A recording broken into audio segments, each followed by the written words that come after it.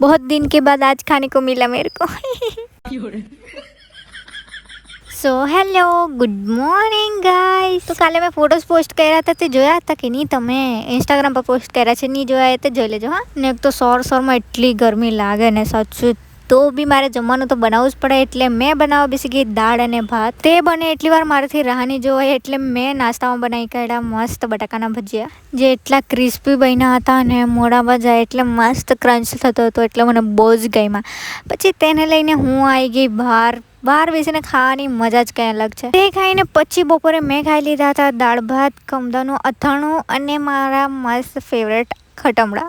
ખાઈને પછી મેં શોધતી હતી મારું લિપ બામ, પણ આ બધું એટલું બધું ડકચડ થઈ ગયું છે ને, તો મારે હમણાં સરખું જ કરવું પડશે આને મેં એટલું બધું સરખું મૂકેલું હોય ને તો બી ખબર નહીં કેમ ખડાઈ જાય તે જ નહીં સમજ પડે એમ, તો મારે થોડા દિવસે આને સરખું કરવા જ પડે। તો પહેલાં તો મેં બધા ઇયરિંગ્સ એક સરખા મૂકી દીધા એકદમ મસ્ત।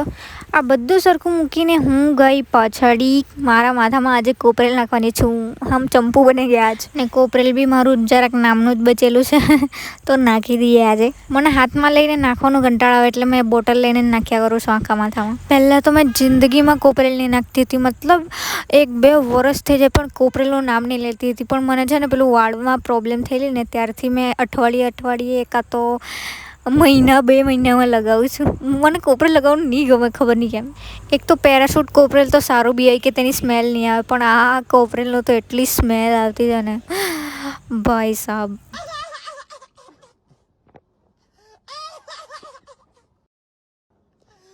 તો કોપરેલ નાખીને હું આવી ગઈ હતી ઘરમાં મારા ખટામડા ખાવા માટે। આ તો 2 દિવસમાં પૂરા થઈ જશે મને ખબર છે। તો પછી ચક્કુ આવી તો મારા માટે લઈ આવી આ સ્ટ્રોબેરીવાળી ક્વોલિટી। ભાઈ અત્યારે તો પવન બી નહીં આવતો છે પાછળ, એટલી ગરમી લાગે ને સાચું જ।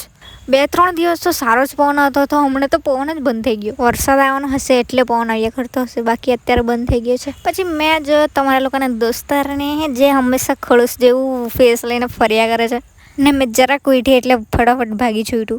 પછી મેં ઘરમાં ગઈ ખટમડા લેવા, તે લઈને આવીને પાછી બહાર બેસી રહેલી હતી એટલી વારમાં પાર્સલવાળાનો ફોન આવ્યો, તો હું સીધી ગઈ પાર્સલ લેવા માટે। આ સાનું પાર્સલ છે તે તમને મેં પછી કેમ ઓકે।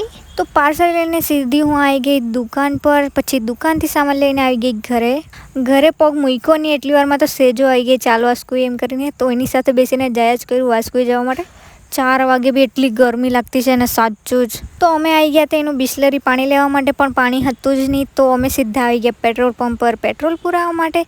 ત્યાંથી અમે ગયા નોવેલ્ટીમાં સામાન લેવા માટે, તો સેજોનું જે સામાન લેવાનું હતું તે લઈ લીધું। પછી મને દેખાઈ ગઈ પાણીપુરી, તો મેં કરું ચાલ મારા માટે પાર્સલ કરાવી જ લેમ। તો પાર્સલ લઈને પછી અમે આવી ગયા પાછું સેજોનું પાણી લેવા જવાનું હતું, બીજી જગ્યાએ ગયા અમે પાણી લેવા માટે। તો ફાઇનલી ત્યાંથી પાણી લઈને પછી અમે જવા લાગ્યા ઘરે। મને તો એમ જ લાગ્યું અમે હવે ડાયરેક્ટ ઘરે જ જશું, પણ અમે આવ્યા મારી ઘરની બાજુમાં વડાપાઉં ખાવા માટે। તો વાત કરતાં અમે ખાઈ લીધો વડાપાઉં, પછી આવી ગઈ હું ઘરે આવીને પાછળ બેઠી એટલી વારમાં દેખાઈ ગયો બિલ્લુ માસ્તર, જે મસ્ત આડો બજીને ઊંઘે છે હવે। તો પહેલી વાર તમે મને જોયું હશે ચોટલામાં, બાકી મેં ચોટલો વણું જ નહીં, વાળ બાંધી રાખું કાં તો ખુલ્લા રાખું। ચોટલામાં પહેલી વાર જોઈ હશે ને, આજે તમે ચંપુ બી દેખાડું છું કોપરેલ નાખ્યું એટલે। તો હવે કરીએ આપણે પાર્સલની વાત। તો પાર્સલમાં છે મારી બર્થડે પર મેં પહેરવાની છું તે, મતલબ આગળ જે તમને દેખાડ્યું હતું ને તે બર્થડેના ફોટોશૂટ સારું છે ને આજે મંગાવ્યું છે તે બર્થડે પર પહેરવા માટે છે ઓકે। મેં તમને બતાવવાની હતી પણ સેજુ સાથે ફિટિંગ કરવામાં મોકલી જાય, તો હવે બર્થડે પર જ બતાવાય। પછી મેં આવી ગઈ ઘરમાં મારી ફેવરેટ વસ્તુ ખાવા માટે પાણીપુરી। ये तो मेरी ज़िंदगी की दवाई है गाइस।